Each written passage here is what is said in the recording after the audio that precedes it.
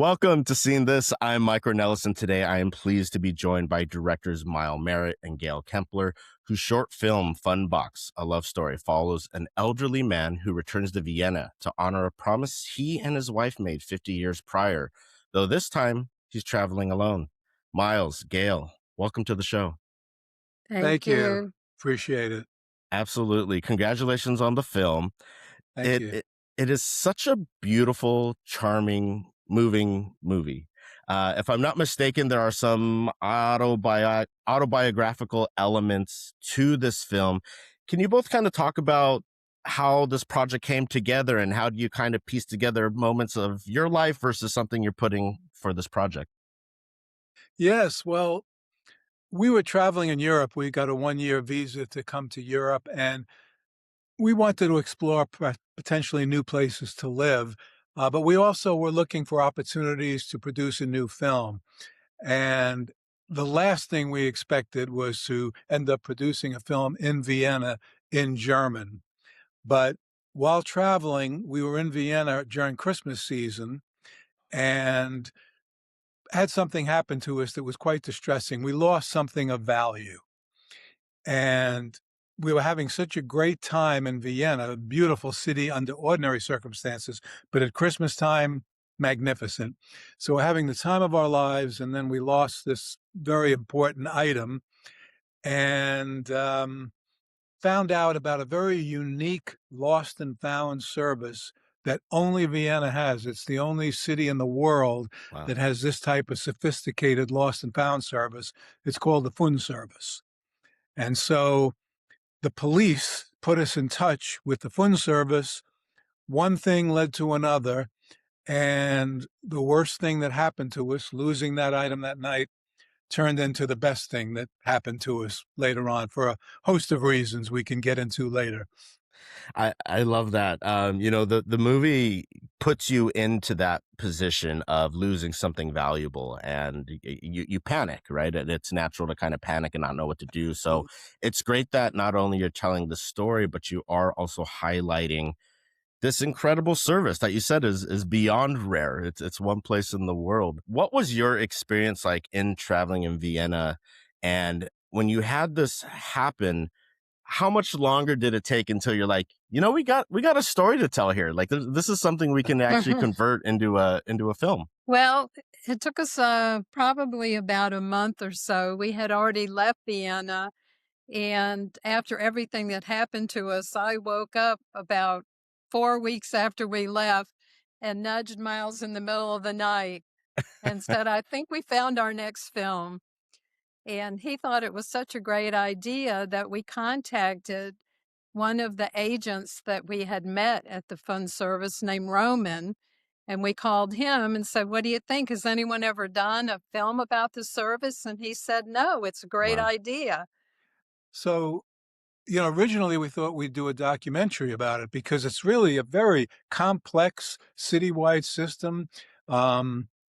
Most cities have lost and found services, but they're located either in the train station or the airport.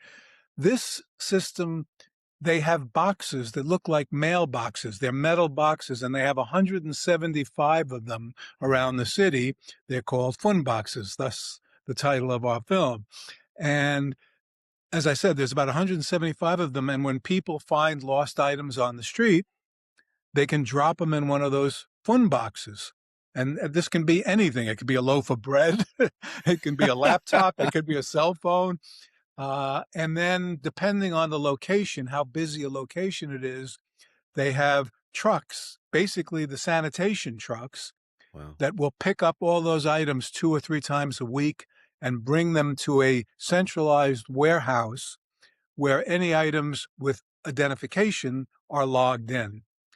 I have to tell you, Mike, this warehouse looks like an Amazon warehouse. It's It's phenomenal. enormous. Wow. And last year alone, they got 100,000 items turned in.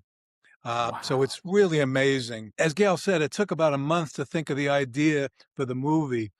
But once we came up with the idea, things began to fall into place. The synchronicity was just beyond belief. The agent that we had dealt with at the Fund Service, when he agreed that it was a good idea to make a film, we said, how in the world do we even find a film crew? We know nothing about making films in Vienna. And he said, well, I happen to do voiceover for a film company. So he introduced us to Thomas Bischoff, who was our producer, and he put together the whole film, the crew, all the Wow. locations. It was just incredible how that fell into place. You know, originally we thought we would do a documentary about it because it's such a unique service. We felt, you know, people internationally might be very interested on how this operates. Yeah. But when we spoke to the gentleman, his name is Roman, the same as the character in the movie. When we spoke to him at the Fund Service about the film, he said, "No, don't do a documentary. It will be boring. You have to talk Oh, about interesting. budget and operations." He said, "I hear so many emotional stories, people who call up and we can't find Mm. their item, people who call up and we have found their item." He said, "Do an emotional story because it'll resonate with everybody. It's such a human experience to lose something of value. And as you said, panic, like, especially in a foreign country." Absolutely. That's fascinating to hear. I mean, as you're talking about just the dynamics of the Fundbox and the system they have, an old soul like me is like, I want a documentary. I'd love to learn about the I'm an operations guy in itself. So that sounds fascinating as well. This film is beautifully shot. I think that's something that I caught early on, just the way it's shot and the scenery of Vienna. Can you talk about the collaboration with your cinematographer, Judah Stellick, to capture the beauty of Vienna and its people? Were you using your own memories as like a roadmap, or were you trying to do like a completely fresh perspective? Well, first of all, kudos to Judith. You're absolutely right. Judith is the ultimate professional. She composes every shot with the utmost care. To her, you know, you ought to be able to stop this film at any moment and have a beautiful photograph. So working with Judith was a joy, and we've all since become very good friends too. She's Love just that. that kind of person. But yeah, we spoke to her a lot about the look we wanted. We really wanted this film to showcase not only the beauty of Vienna, but our love for Vienna. Um, Vienna is a big city, and like all big cities everywhere, it has its places that are not the most attractive. It has its big city problems, but it's also a magnificent, gorgeous city. The architecture, the culture, and the people, really all wonderful. And that's what we wanted to focus on. So when we composed the shots and when we talked about the lighting and the coloring and that kind of thing, we really wanted that to be conveyed, that we love the city, and the city is really very unique and beautiful. And we've shown the film about 4 or 5 times in Vienna. And one of the things that people always say to us there is that it took Americans to make Vienna look so beautiful, because people from Vienna, when they make films, they show the underside, the negative parts of it. And we just wanted to show it in all its glory. Yeah. You know, and the other thing is the culture of the people there, that it's part of their culture to drop things in these fun boxes. Yeah, they're brought up that way. I mean, you know, from a very young age, Mm. they're introduced by their parents, their families to these fun boxes, and so it really is ingrained in the culture that you find something, you drop it there, and it's really pretty amazing. We've heard that other cities in Europe have tried to duplicate it, but it's complex. It takes a lot of work, and Reed has a lot of money too. And most people say that would never work in my country. It's just such a fascinating and foreign concept. I mean, it's one of those things, the grass is always greener, right? The things we, take for granted in our home country that are beautiful, but people that come to travel here find it absolutely exquisite. And it sounds like the people of Vienna really appreciated what you did with the film. Florentin Groll plays Julius, who is the lead in this film. Absolutely superb job. What did you see in him when casting him for this role that is so personal, yet still make it so relatable to a larger audience? Well, certainly glad you brought him up because originally, our producer had found a very well-known film actor to play the part of Julius, and he agreed to do it. I don't want to mention his name, but Sure. Gail and I were a little skeptical, Mm. except he had a big name, and so we felt that big names always help you get into festivals, things like that. But he, for various reasons, backed out of it. And so we were kind of left in a lurch. Filming was supposed to start in a couple of weeks. One of our actresses, who you may get to later also, who was phenomenal, Elise Schneider, she played the receptionist at the hotel clerk. Uh, she called me one evening and said, there was an actor I worked with years ago that I think might be good for this part. She sent me his photo, and Mike, that was it. I mean, I didn't have to see him perform. I didn't have to see any. Wow. I took a look at the face. I showed it to Gail, and I said, this is what I'm looking for. This This is is the our guy. guy. And then we found out subsequently that he's a very renowned theater actor in Vienna. He was part Mm, of the resident actor at the Berg Theater. He's performed in Vienna, Germany. He's also been in several films. I think he was in The Red Violin. mhm. Um, so obviously a very experienced actor. And some of our crew were a little bit skeptical of using him. Yeah, they were worried because he was 79. And they're like, we're going to be filming late at night. It's winter in Vienna. We're not really sure if, he's going to be able to hold up. And it turned out he had more energy than all of us. We filmed late at night. He was the last one having a drink and a cigarette in the bar, and he Right. rode his bicycle home at night after Wow. every filming. So it was like 2 in the morning, and he was riding his bike home. He was incredibly energetic. Yeah, and he just won, by the way, Best Actor at the Fort Lauderdale Savoir Faire Shorts Film Festival. So we were really happy to give him that award because he was phenomenal. Just the little quirks in his personality, the little idiosyncrasies he brought to that role. We wrote the original script, we directed the film, but neither of us could have envisioned what Florentin brought to that role of Julius. It was brilliant. It was totally lived in. I think some performances with different films, you see the acting or you see the performance, and it was just so natural. It was like this role was made for him almost. I'm Mm. curious. You mentioned, the synchronicity of putting this film together. It's evident, and I just love when that happens in life. Did you have to adjust your script at all because of the acting change? Were there any kind of adjustments as far as like maybe age or the timeline that it's how long he's been away from Vienna to now return? Were there any little things you had to change, or did it fit in seamlessly? No, it fit in. There were a couple of times along the journey of casting, of getting to Florentine originally, where some people suggested, well, why don't we make it a 25-year anniversary? That lowers the age and gives us a lot more options for actors. But we didn't want to do that. Yeah.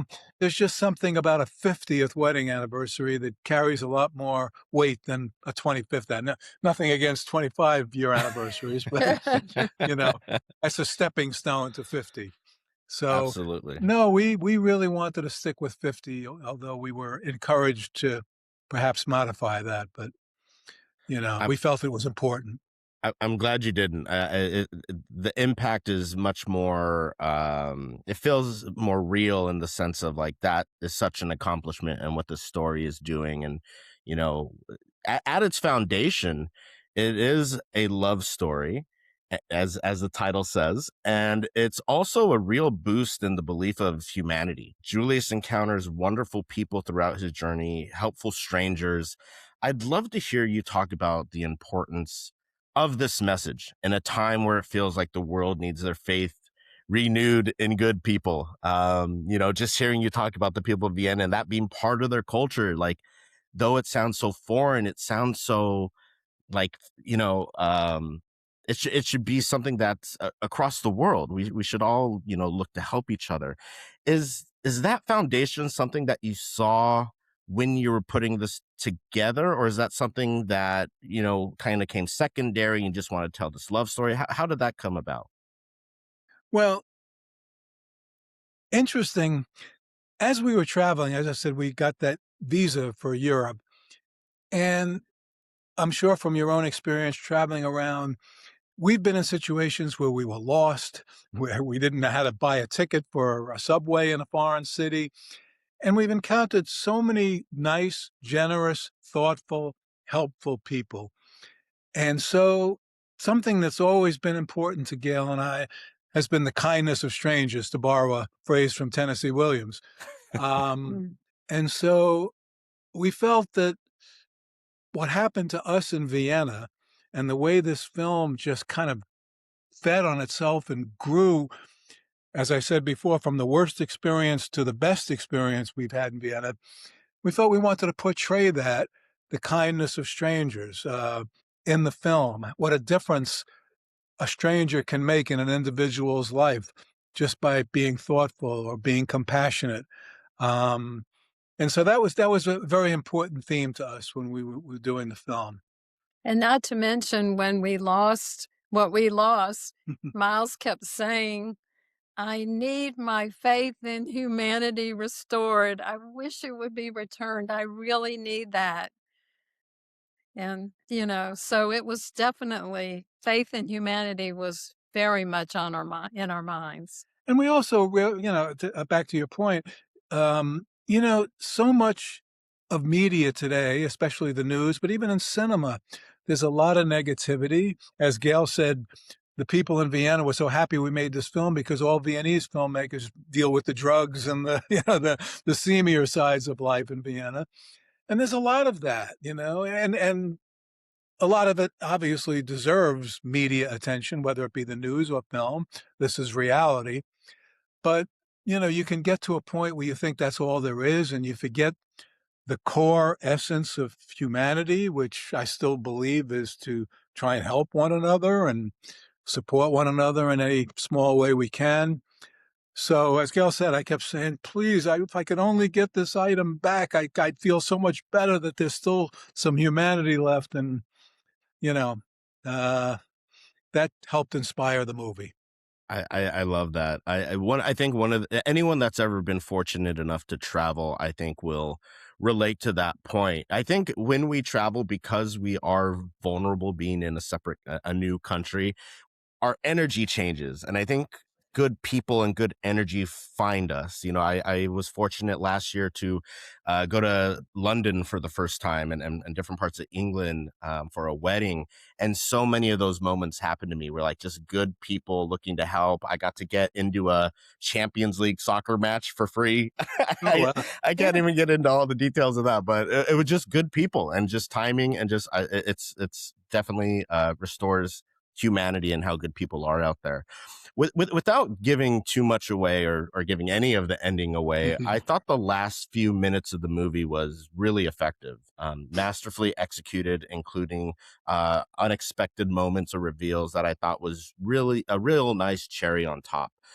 When you're writing the script, do you go into it with a vision of how it's going to end, already there, like as a target, or is that something that you discover in the writing process? Well, there are kind of two elements to that ending. Sure. um, so the major element in the ending is something we always envisioned, uh, where he is and what's happening. Hmm. In the very last 10 seconds or so, if that's what you're referring to, that was an add-on, Okay. you know, because we felt that leaving it where it was prior to those final 10 seconds or so was still somewhat melancholy, Mm, if you mm, recall. We're yeah, being intentionally vague. sure. It was inspiring that had been a connection made, and he was satisfied somewhat with the result of his experience in Vienna.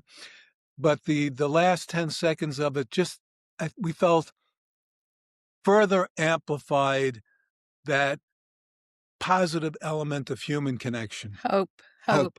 Hope, hope, Yeah, hope. yeah. Yeah, It yeah. it it hit like an exclamation point. It was such a, like, I'm in, like, yeah, like a great, it was a great finish. So I can only imagine what that eureka moment when you came across it in writing the script was like. Uh, you know, with films like this, I think, to your point, a lot of movies now are a lot heavier, or we're seeing in mainstream media a big surge in like horror, or which is all great, I mean, personally, I tend to lean towards like darker films, heavier films, things of this nature. We But I think usually do too. right. And I think this is heavy, absolutely, but the tone and the way you navigate it is a contrast to what we have in the current cinema space. I'm curious, with how you alluded to, you also enjoy heavier, darker films, things of this nature.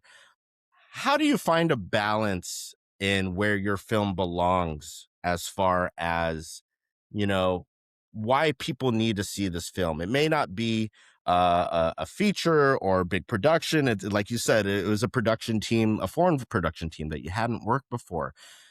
Can you speak to the importance of independent cinema and why and how it belongs in the history of cinema as a whole? Well, everyone has their own individual creative voice. And, for us, I know Gail always says, and I agree with her, if we make a film and it doesn't make people cry at the end, we failed. So, uh, of course, in this particular film, they're not necessarily tears of sadness. Um, a lot of people tear up at the end of our film, but it's more a comforting tear, Right. an inspiring tear. Um, but independent cinema is vital because anytime major studios get involved or major corporations get involved, um, there tends to be a lid put on how much of your own vision ends up in the final product. And that's the beauty of independent cinema, that an independent film director or producer comes along, has a vision of what he or she wants to see, wants the story to be, and in most cases, nobody's looking over their shoulder dictating, no, you can't do that, you shouldn't do that, this needs to change, because then it's no longer your vision anymore. We, as you might have observed, are heavily influenced by quote unquote European cinema. Uh, Most of the work we've done is kind of slow paced. We have never made a film with violence or Star Wars or anything that moves along and has people on the edge of their seat. Our stories are always reflections of humanity in one form or another. And music is always really important. Always. And if I might add one thing, Mike, I hope you don't mind. Please. The street singer, for those people Right. who have seen or will see the film, there is a street singer who performs outside the Vienna Opera. And perhaps you recognize, whether it was subconsciously or not, how good he was. The reason is he is actually a member of the Vienna State Opera. His Love it. name is Leonardo Nieve. He's from Brazil. And we met him one night at the Vienna Opera after a performance. We connected, we exchanged numbers, stayed in touch. And when it came time to do this film, we asked him if he'd be willing to participate. And he was very generous and said he would. And you can, from his performance, you can tell he's a pro. And interestingly, people from Latin American cultures have reputations also in Vienna, and he was very happy that his character portrayed him the way it did, because it could have gone the other way. Right. Absolutely, and I think I think that's a big testament to how effective the film is that it's real people. You know what I mean? It's people that really care and are really invested in the project like yours. I have a hard hitting question. Let's see how you feel about this one. Okay. What's it like working with your romantic partner? What is that dynamic like? You have your personal lives and stories, and then when you come together to do a project like this, what's that dynamic like? I'm going to let him answer that one. Well, I'll answer by quoting her. Okay, She smart. always says we have no overlapping skills. So it's wonderful. She knows what I need to do and what I want to take care of, and I know what she can handle well and do better than me. So we kind of just automatically gravitate to those aspects of production that we know each of the other can do the best job with. So I'll say this particular experience was one of the best we've ever had together making a film. To be directing a film with such a professional group in a foreign country in a language we don't speak a word of was a real challenge, but it was absolutely amazing. Our producer, Gail mentioned earlier, Thomas, we put him to task because there were certain locations we wanted, and he kept explaining why it was going to be difficult. For example, the train station. Mm. If you remember, there's a couple of shots where you see the big clock outside the train station. Our production designer, who was a top-notch, one of the top production designers in Austria, And Judith's husband. and Judith's Oh, no. husband, his name is Florian Reichman. Another couple that works together. Right. He called it the money shot. But Thomas kept saying, we can't get that. That's the main station. There's too many people. Too many. I said, don't tell me we can't get it. Let's find a way to get it. And we did. And he got us, the opera and filming at the Lost and Found office. That woman, her name is Sandra Holzinger, who runs the Lost and Found service, the Fund service, was so generous and thoughtful and helpful. We disrupted the business entirely while we were filming that day, but she was so proud and honored that we wanted to showcase her division that she couldn't have been more helpful. They were very happy with the end result too. And they've shown the film there to all of their employees. So. Yeah. And the I love hotel, that was another thing. I mean, Yeah. we were given a list of hotels to look at for locations, and this is part of the synchronicity. So we looked at about 6 or 7 different hotels. There was one that obviously stood out above the rest as being the best. We came back to our production designer and said, hey, this is the one we want. He said, good. The manager's one of my best friends. So it was amazing. Yeah. You talk about if the end of your movie doesn't make you cry, you failed. I'll say, getting towards the end of our interview, I feel myself being moved just for how passionate you guys are and how well everything worked out to make this film come to life. So I appreciate that. You've been great with your time. One last question I like to ask everyone. What is an underseen film that you would like to recommend to people that are maybe it's not on their radar and that they should check out? The Secret in Their Eyes. See, that we agree. I was going to say the same thing. The Secret in Their Eyes. But let us clarify Okay. the Argentinian version of The Secret in Their Eyes. Okay. There is an American version. No disrespect to American cinema, but it doesn't hold a candle to the original Secret in Their Eyes, filmed by, I think the director was Joseph Campanella, Argentinian film. It won Best Foreign Film in maybe 2010. Okay. And it is a The best. magnificent film on every level. I love that. I'll definitely check that out. I hope everyone gets to see your film. Is there a way folks can keep up with your career, your journey?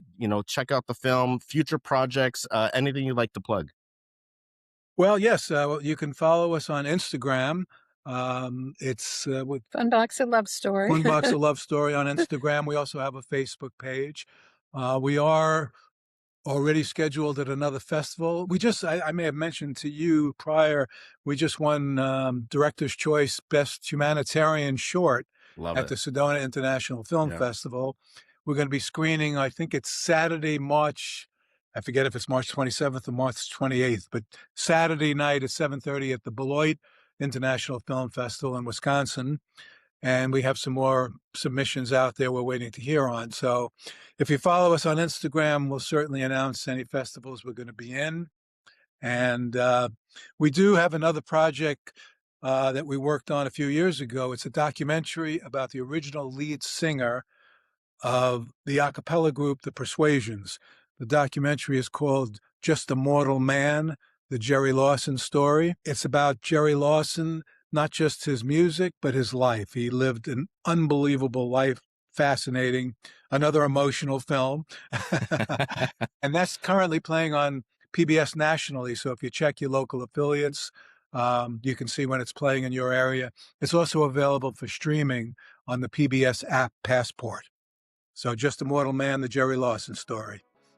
Miles Merritt, Gail Kempler, thank you so much for your time. Best of luck with everything moving forward, and go enjoy some wine and tapas for me.